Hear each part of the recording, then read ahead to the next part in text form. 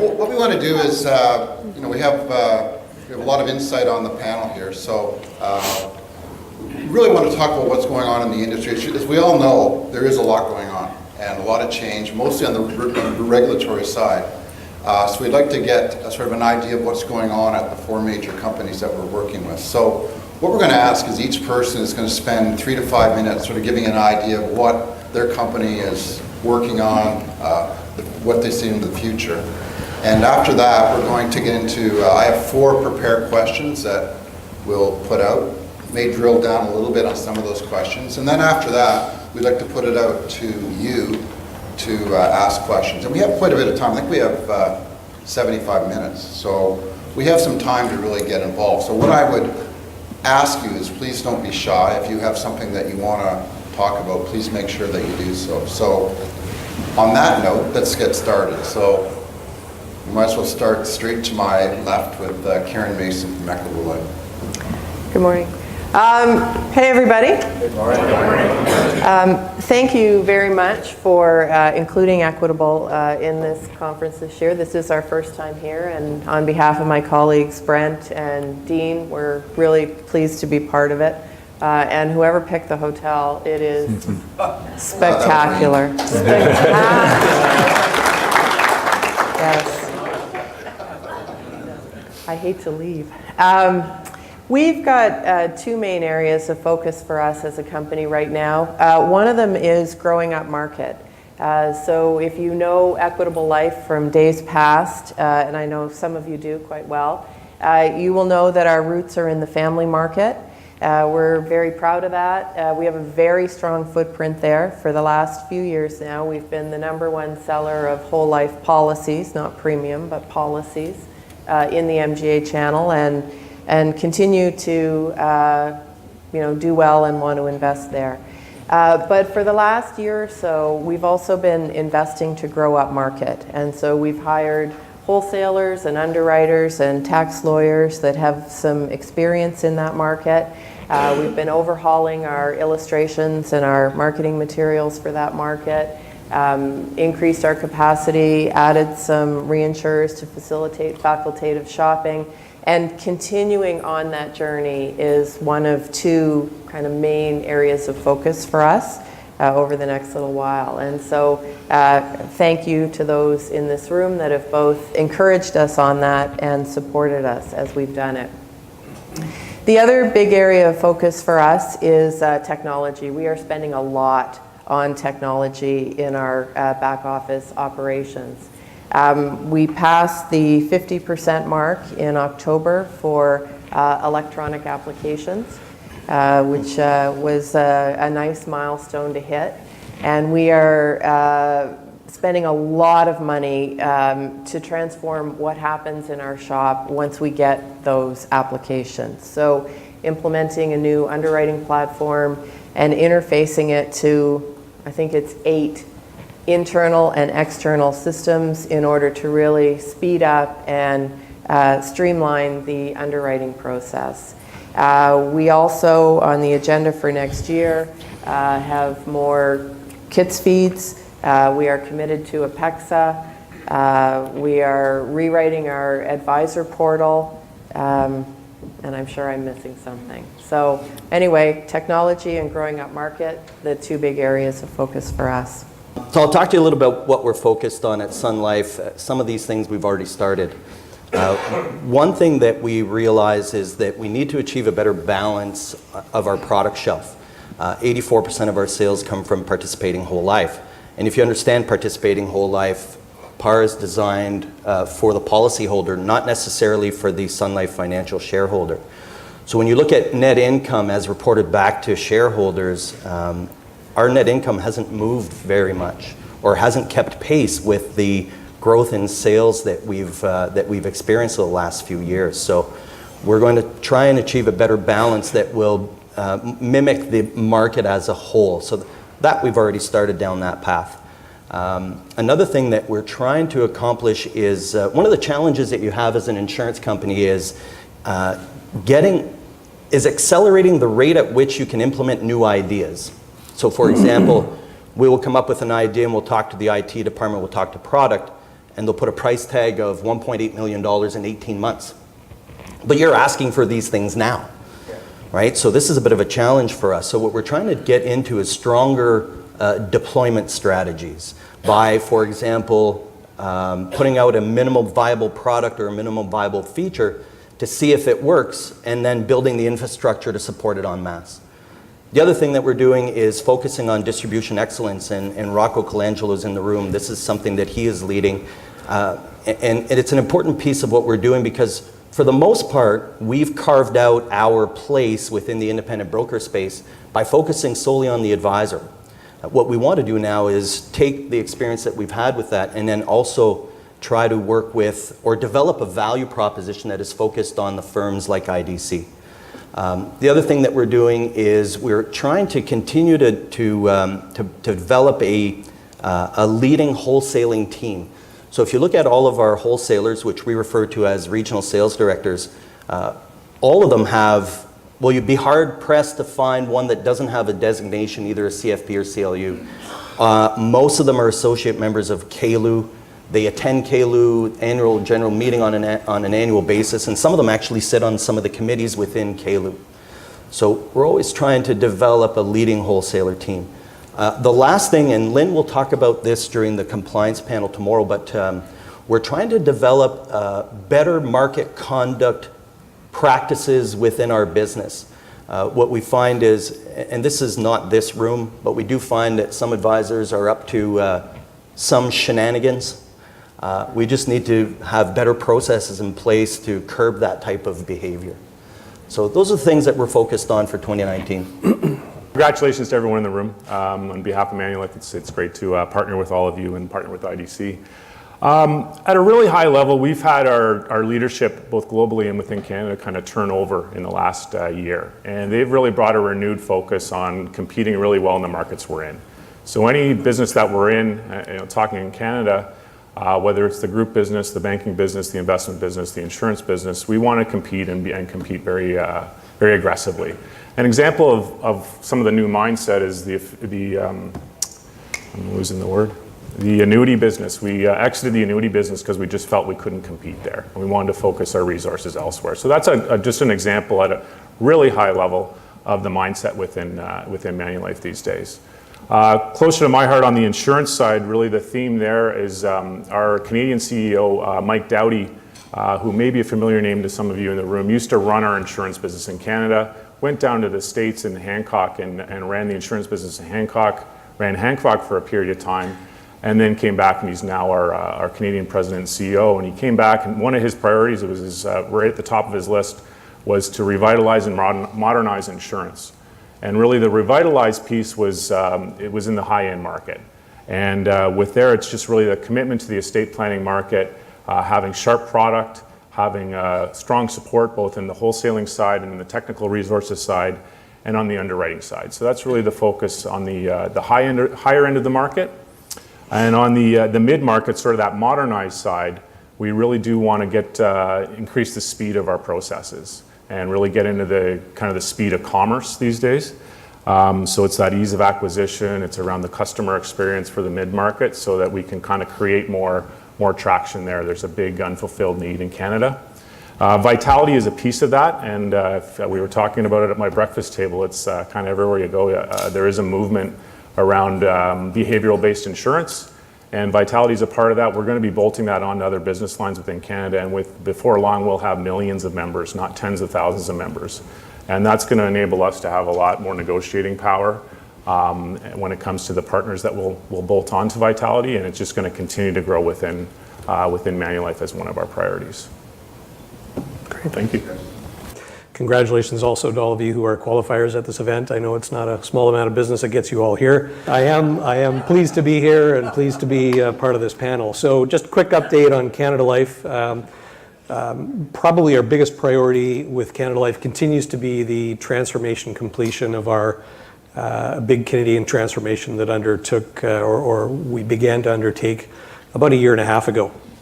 And I wouldn't wish a reorganization or transformation on anyone or any one company, but as all of you know, Large organizations around the globe for the last half dozen years or more have been undergoing changes to be more nimble, to modernize, to become more tech capable. And unfortunately, it's not possible to do that without some fairly major changes. And a lot of that includes staffing, a lot of that includes systems upgrades that certainly in our business are notoriously ancient. And so we have been undergoing that for the last year and a half. There's been a lot of, I know, self-inflicted injuries that have come upon us in terms of our systems and processing and new businesses. But we believe now that we are largely clear of that, and we'll continue to see some huge growth forward next year. Our new business turnaround times are now back to standard, which we have been hoping and praying would be sooner rather than later, but we believe we're there now.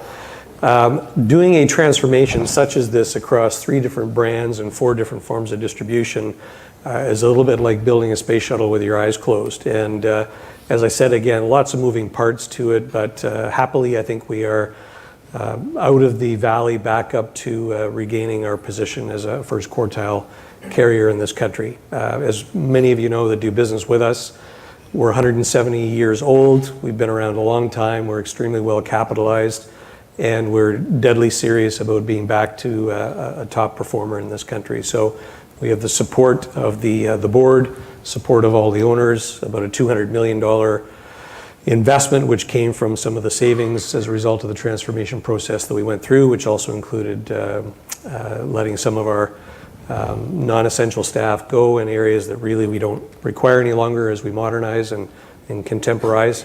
So continuing down that journey of transformation will be key for us again next year. We had 46 different deliverables so far this year of things that wouldn't necessarily all be of public view to all of you, but things that we see as milestones along the way to getting us where we are in terms of shutting down old systems and becoming more contemporary with some of our new ones. So just specifically to a couple of things that I know impact all of you. We are launching very shortly, you'll probably see this coming from us in the next month or two, a brand new term insurance offering, which is where it will start, is in our term shelf, called Simple Protect. And it was a process that essentially was built for advisors, and for the very first time in our 170 years history, by advisors. And so for a period of about 3 months during the summer, we gathered advisors together that do business with us and essentially locked the room, brought in food, which we shoved under the door every couple of hours for them. And we built from scratch a system that will essentially allow an advisor to go on to any web portal or device that they use anywhere on the planet, give an immediate quote. The application for this insurance product, which will be our T10 and T20 platform to start with, is only 15 questions long. It will give an instant underwriting for, we believe, about 70% of the cases will be straight through underwriting. Those that don't go straight through will be sidetracked quickly, and we have a dedicated underwriting team that will quickly adjudicate whatever might be outstanding. We're piloting this right now and have for the last 3 months. The fastest, or I think the longest turnaround time from the time that the application questions are answered and submitted to the point where we have an approval is 45 minutes. That's the longest time, unless we have something that takes the case completely off the rails and needs special underwriting or more evidence. And the quickest has been 45 seconds from the time that the last question was answered. So we can do ETF, we can do quick turnaround, and actually email a policy back to the client within 2 days, perhaps even sooner. So that's coming very soon. It will branch out then to our other products over the course of the next several months and years, but we believe will be a game changer, not just for our organization, but as an industry portal that I think all of us will eventually begin using. So we're very excited about that. The other thing that I can share with you, and has been rumored for years, that our organization will be eventually moving to a singular brand. And I think if I was the one responsible for doing all these different acquisitions over the last 20 years with Great-West Life, Canada Life, and London Life, probably, although there's been great benefit in keeping those brands in the marketplace for the last 20 years, a little more difficult, a lot more moving parts to doing it after the fact and 20 years later. But that said, I believe that we will see some news on that in 2019, which is very exciting. And along with that will be some cost synergies that we really have not had the opportunity to enjoy when we're running 3 very distinct brands, 3 different product shelves, All very important, all very consumer-centric and consumer-facing, however, not as efficient from a cost standpoint. So, we're excited about things like being able to obviously reduce our operating expenses, and in particular in participating insurance, whereas we know, expense management is one of the components that goes back into a dividend for policyholders. So also very excited about that. If our 3 PAR accounts remain all open, which is anticipated, we would have a $40 billion PAR pool, which would certainly be the largest in the country by a mile. So those are some of the things that we're looking forward to next year. What is your view of the future of advice, and specifically the insurance advisor? I think you can kind of compartmentalize advice in the high-end market and in the mid-market. And I think in the high-end market, it should be fairly stable. It's recognized it's very complex. There's long time horizons to develop these relationships, develop these cases. What we've seen is there's more competition now. Clients seem to be more astute. They're shopping around a little bit more. They're doing more research online. And I think the question in the high-end market is, do we actually have enough advice? Do we have enough advisors? And then in mid-market, clients do need and want insurance, but they generally don't buy it. There's about 12 million households, about $1 trillion coverage gap. It's estimated to be $1 trillion coverage gap in Canada. So I think there's still a huge need there. There's a huge opportunity. And what we're focused on is, can we try and pull them in somehow? So can we create some pull marketing rather than just push marketing to get people engaged with insurance? And then once they decide to do it, can we do it really quickly and offer them kind of an Amazon-like experience? So kind of my thought about 2 sections of it. Yeah, I think what I'd add to what Chris is saying is we see the space moving forward into 3 different categories. One would be a self-serve type environment, one would be assisted, and the other one would be full serve. And so there's a certain segment of the Canadian population that really, they don't want to deal with an advisor. And so why would this room waste their time chasing after somebody who doesn't want to speak to you? So that would be the self-serve group. It's a small percentage of the Canadian population. The assisted is a group that wants to start with the self-serve aspect, but then if they have questions, they want to feel like they could reach out to somebody. And so that model will evolve. And then, as Chris mentioned, that full serve, it's a complex world. This is where all of you live. There aren't enough people serving that marketplace. About 1/3 of high net worth Canadians don't have life insurance whatsoever. And so we need to develop strategy. We're really good at telling each other how good we are, but we really suck at telling Canadians what we can do. And I think that's one of the things that we need to focus on as an industry, is to get that message out there, to get people, Canadians, to believe what we already know and believe in this room. I started in this role in 2015, and when I moved into individual insurance, I had 27 years of insurance background, in group insurance, in group pensions, in corporate strategy, but never individual. So I only have to look at my own learning curve, which is recent enough that I remember it very well, even with a lot of background, quasi-related background coming into the role, and even with all of the expert resources that I have access to every single time I have a question.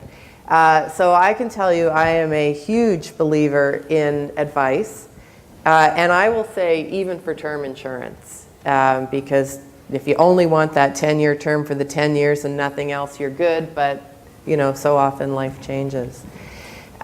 So huge believer in insurance. At the same time, I would say, the consumer's changing, their expectations for speed are changing, and you heard that in a lot of the initiatives that we have underway. There are expectations for a technology-driven experience rather than that paper, is also changing.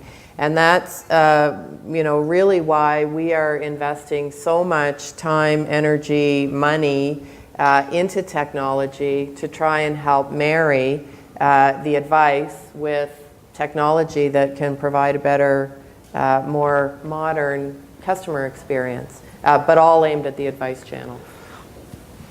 And my thoughts on that would be very similar to what you've already heard, but I would say a couple things to add to that. Number one, a lot of regulatory pressure that we have in our industry today, which to some would say it's becoming almost restrictive for an advisor to be able to give advice and get paid for that advice and the value that comes with that advice. But I think all you have to do is look around, not only at the companies represented here, but of all the carriers in Canada, as well as all the MGAs in Canada.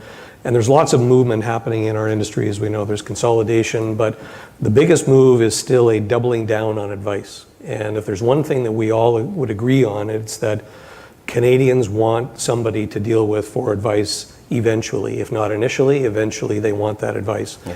So, in our world, in the Great-West Lifeco world of Canada Life, Great-West London Life, as many of you know, we have 4 different forms of advice distribution through a direct contact and link with an advisor, through MGA, National Accounts, our Freedom 55 organization, as well as the WISE organization. But all organizations today that are starting to acquire either MGAs or partner with carriers are looking to do so because of their belief in the value of advice that an advisor would bring. The other thing I would say is that, and I get asked this question too at gatherings like this and other meetings from advisors that say, well, it looks to me as though everybody's running to find the latest digital app or technology that would allow to cut the advisor out of the equation and have the consumer go direct. And I know we're going to talk a bit more about that in another question, but I think you will continue to be very relevant as an advisor in this industry for many years to come if you are somebody that can transition away from what we all grew up in this business doing, which was being really nothing more than a travel agent who would have a consumer come in to see us. We would book a holiday for them, plan their flights, plan their cruise, plan the hotel they'd stay at, and then away they go on their trip. And that's what, in our business, the equivalent of what we for decades have done with our consumers has really just been largely a travel agent. You need some insurance, you need some investments, you need an RESP, you need a group plan. Great, we'll facilitate that, away you go and off and running. I think you have to think about, though, transitioning from the conventional travel agent to more of a tour guide. And that's what will allow all of you to remain extremely relevant to your client now and into the future. And that applies to new people coming into our industry as well. The tour guide is somebody that plans a much broader experience, might even actually go on the journey with you to make sure that the trip you have just booked and are taking is realized to the fullest of your dreams and your abilities. And so that's the equation that I would use to our business of transitioning to more of a guide or a navigator. That's what consumers are looking for us for in the years ahead. So I think in the last few years it's been in many ways quite challenging for insurers based on some of the environment, the investment environment, low interest rate environment, some of the regulatory changes we're seeing. What impact will we see from the introduction of the LICAT? I think most people should know what that is. That's Life Insurance Capital Adequacy Testing. And the pending IFRS 17 on product design and pricing in the future.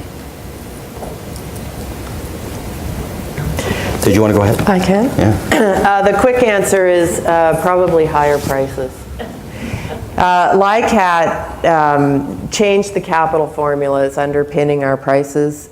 So products with really long guarantees, think T100, level COIUL, CI return of premium.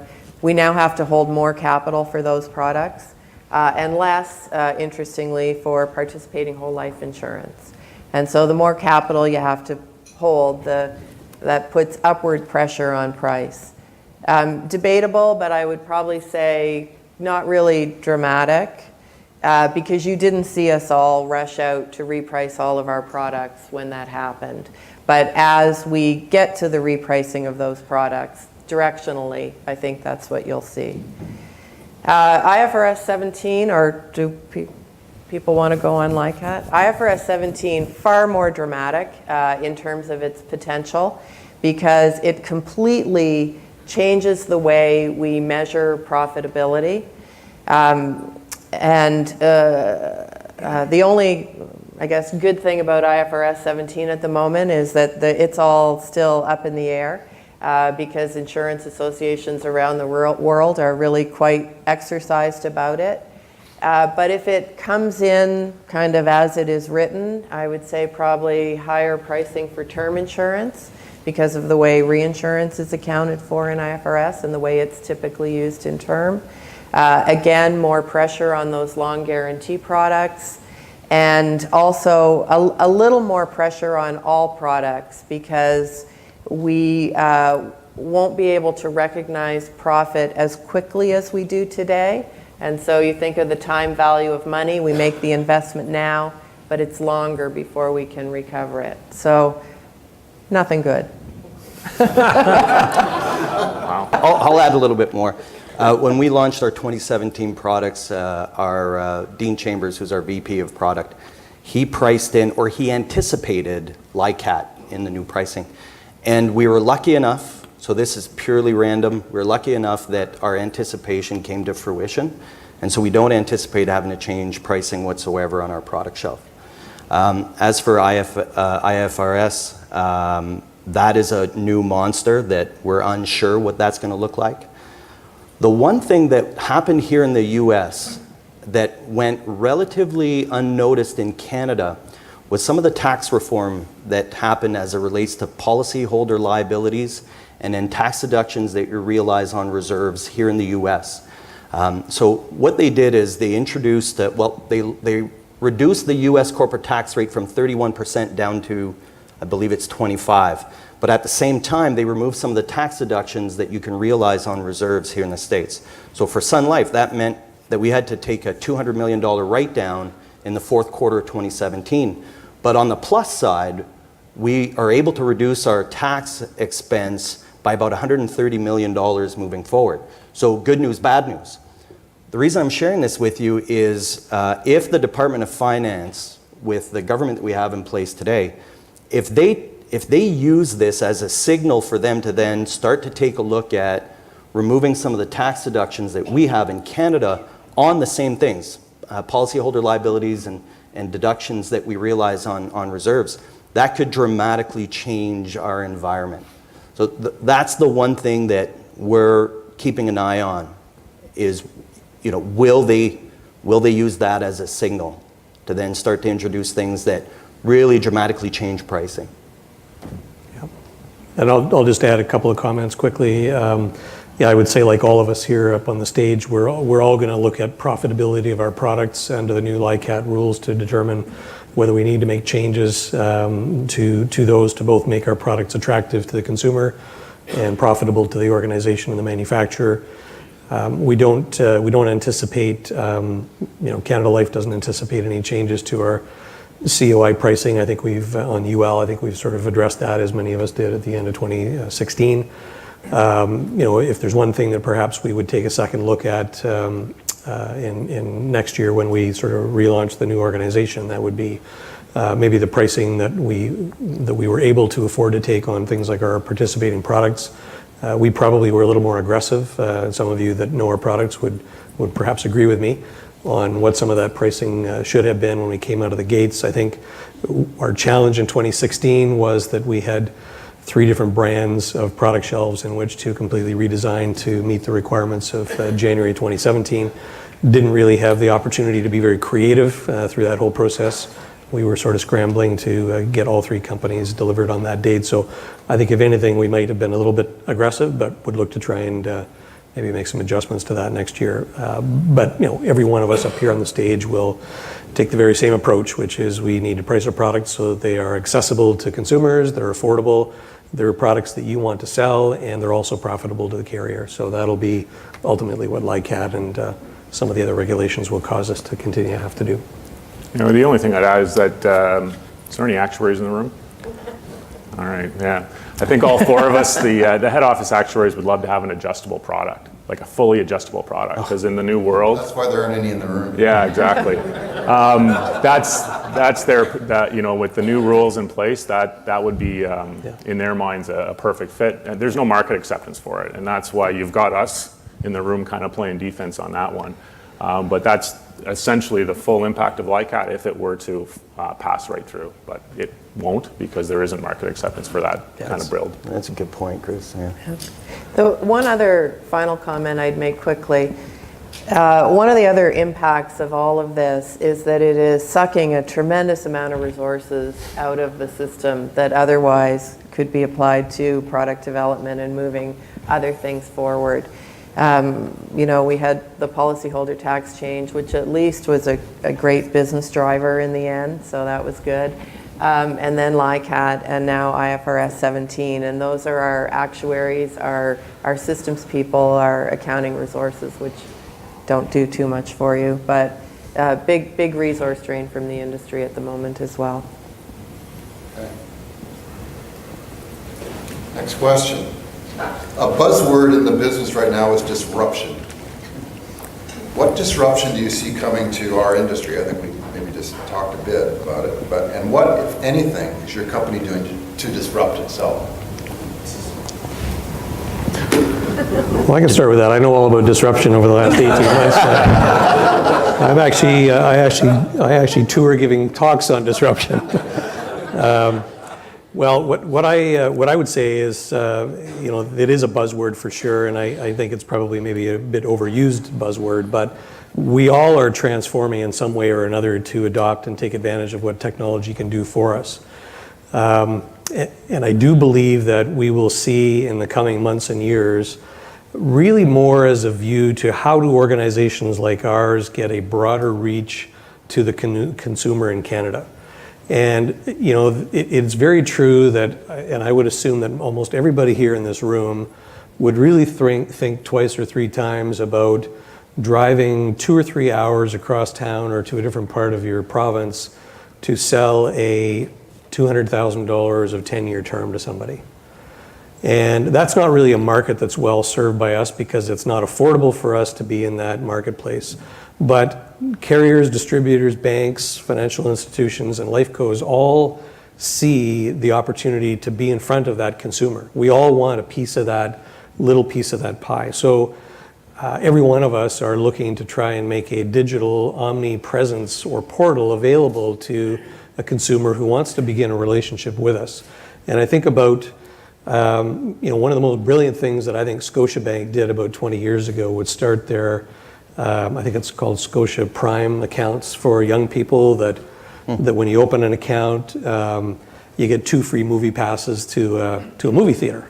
You know, brilliant idea on the part of getting to a consumer who has no money to save, but they want to start a relationship with that consumer at a young age. So more kids than you can imagine in Canada have one of these Scotia relationships because it comes with free movie passes, and the more money they put into their savings account, the more rewards they get to go back to the movies.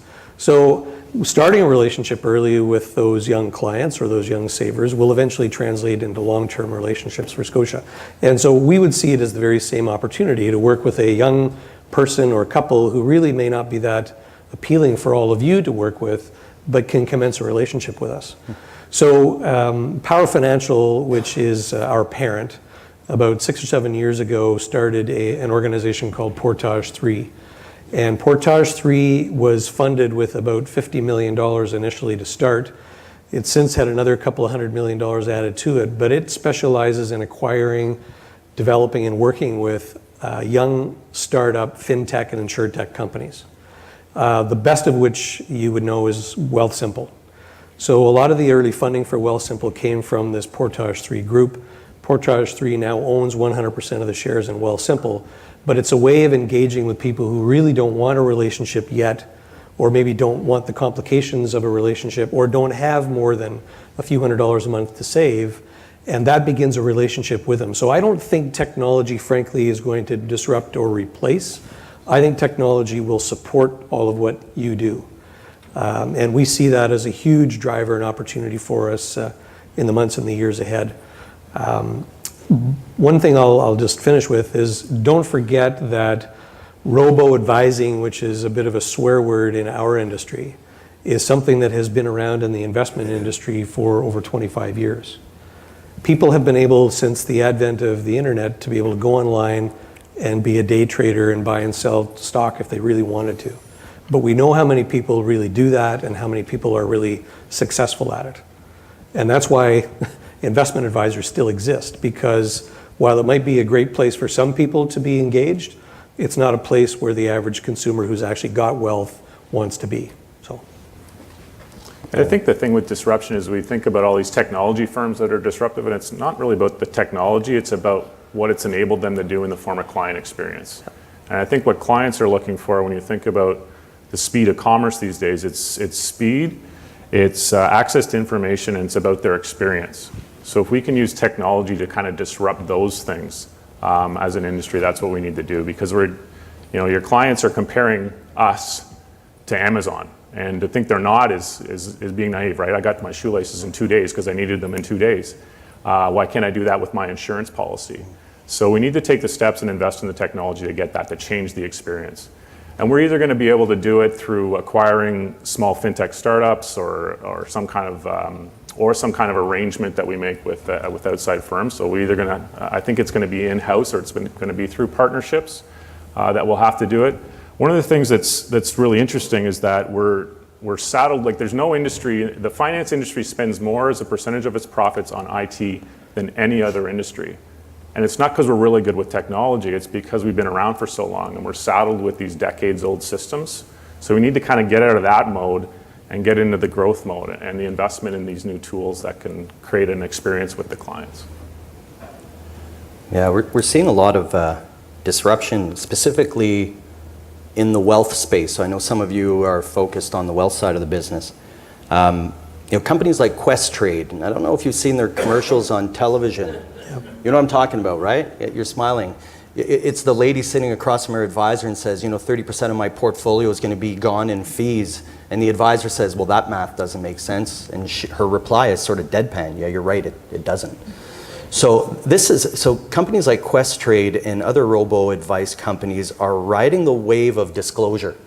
Right? So as regulators push fee disclosure onto clients, these companies are going to come in and try and fill the void that's being created there.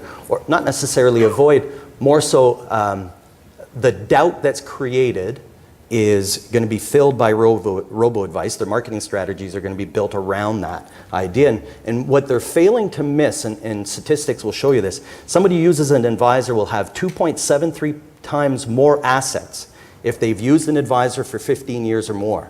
So if that's the case, if you have 2.73 times more assets than the person who hasn't used an advisor, what does it matter if 30% of that came from, or you've paid 30% of that in fees? You have 2.73 times more assets than somebody that didn't use an advisor. So why is that relevant, right? It's going back to the other question, Paul, it's the value of advice. I would say our focus is similar, except that our focus is the advice channel. We don't have a direct-to-consumer strategy today, but it is about that technology investment and that customer experience.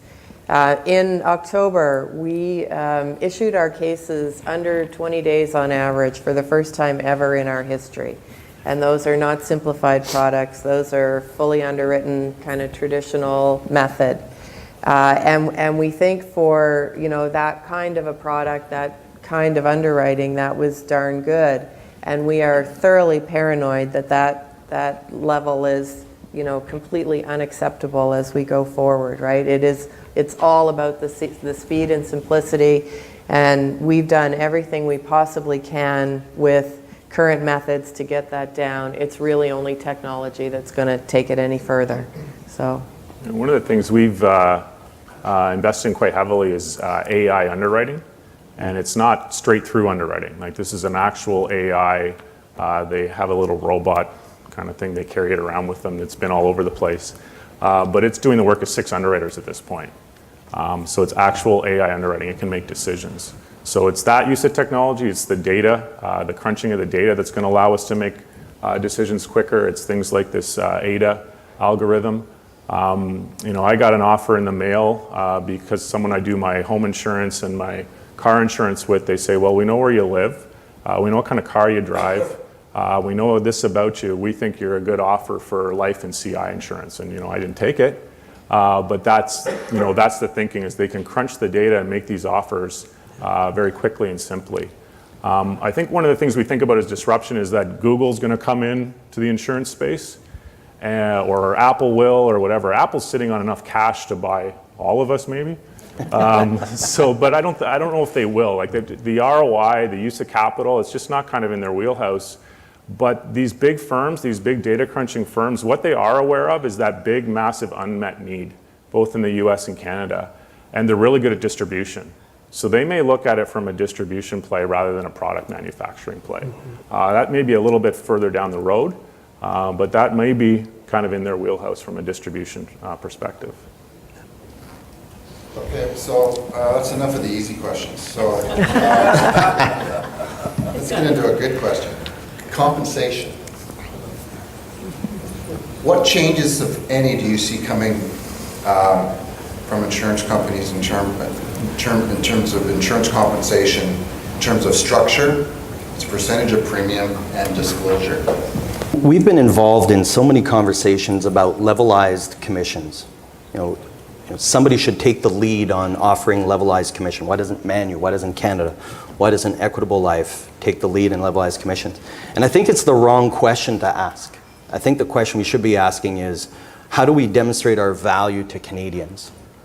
Because we know transparency is coming, right? We just don't know what that's going to look like afterwards.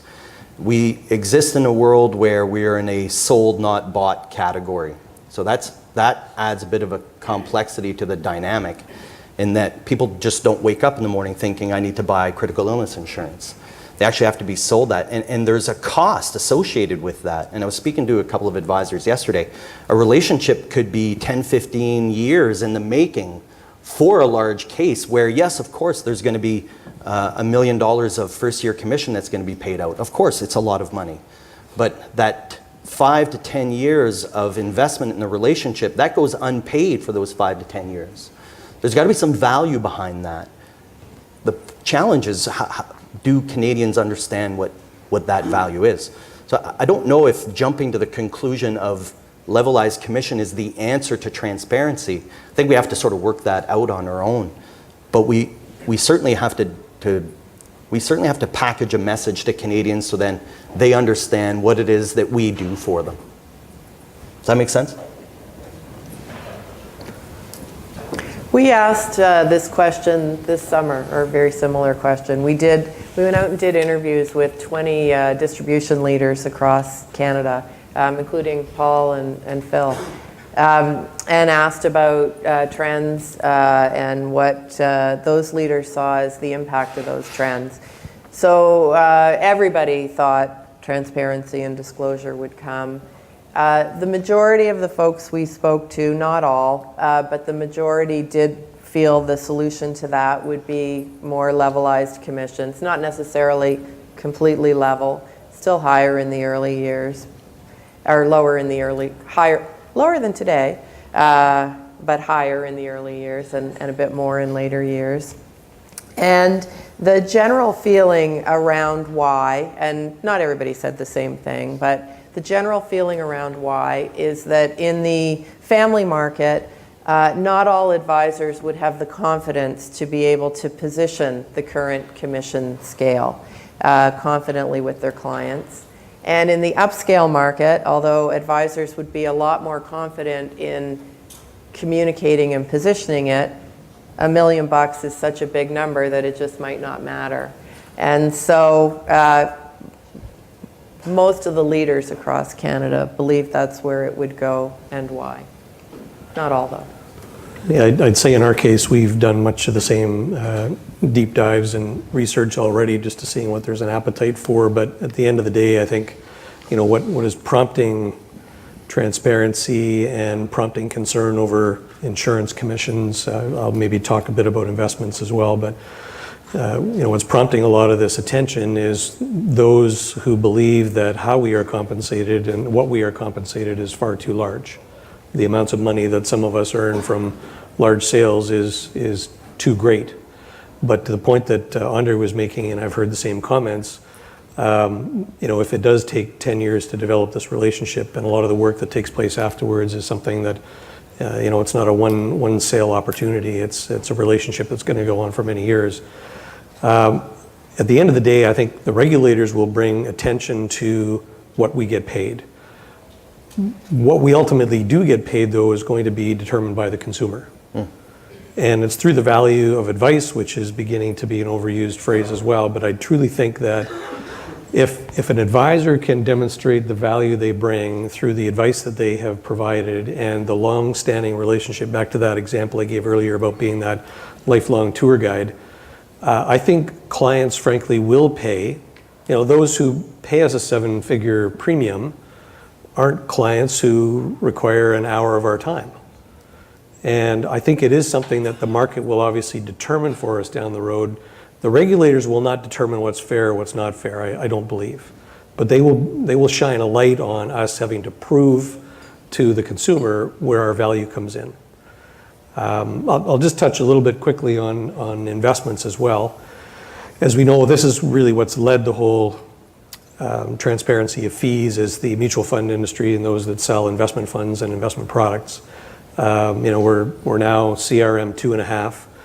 CRM 3 is probably coming, and what we believe with CRM 3, which is probably anywhere from 18 months out to 48 months before it's being introduced, that will be a full disclosure of everything, every cost. It'll be really, truly you having to demonstrate the value of what you bring for the advice that you give or the advice that the consumer's getting and the fee that's getting paid back.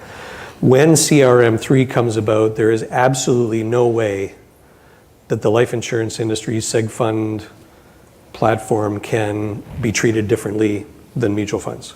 Yeah. So people who are asking when are seg funds going to get hit with the same requirements that a mutual fund is, CRM 3 will signal that starting point. So for those of you that already live in the fee-for-service world of investment funds, which is really not something to be feared. I think you have the ability to negotiate a fee with a consumer, as you know.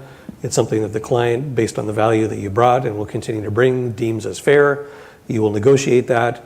I think a lot of people feared fee-for-service initially when it seemed to mean the only way that I'm going to be able to get paid for my work is to have the consumer write me a check up front for the value that I'm going to bring. And I don't know how many people, when you unbundle the fee, will accept writing me a $5,000 a year check to manage their money versus previously when it was all embedded and it wasn't really something people thought about. So, that's where we were 5 years ago. The good news is today, for those that sell mutual funds, really there still are not many people that are writing checks to their advisor.